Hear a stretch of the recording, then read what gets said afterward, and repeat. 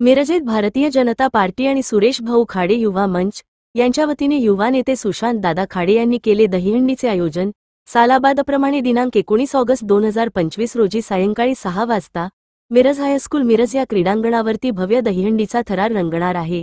Bharatiya Janata party आणि आमदार doctor Suresh भाऊ खाडे युवा मंच यांच्याकडून दहीहंडीचे आयोजन करण्यात येते।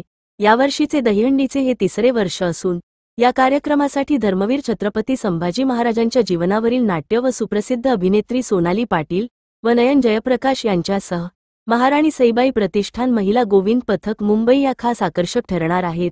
तर पालकमंत्री नामदार चंद्रकांत दादा पाटील तसेच सर्व आमदार भारतीय जनता पार्टीचे पदाधिकारी कार्यकर्ते नेते यावेळी उपस्थित राहणार आहेत।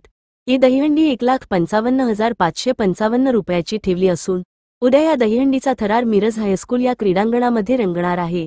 तरी सर्व मिरजकर नागरिकांनी या दहीहंडीला उपस्थित राहून दहीहंडीचा थरार पाहण्यासाठी आनंद घ्यावे असे आवाहन माजी पालकमंत्री आणि आमदार सुरेश भाऊ खाडे यांनी केले।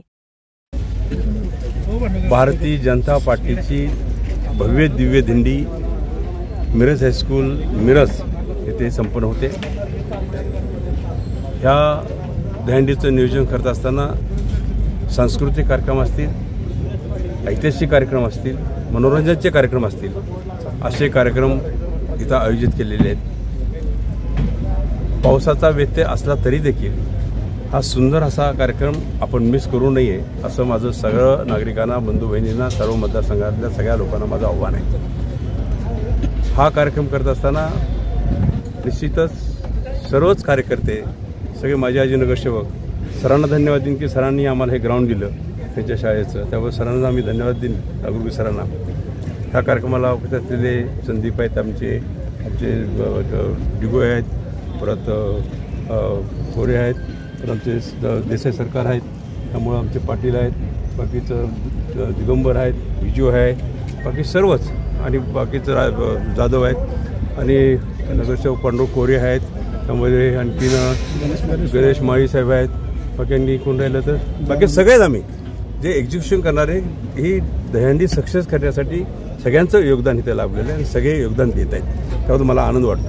आणि हे सक्सेसफुल दहीहंडी आपण करत आहोत।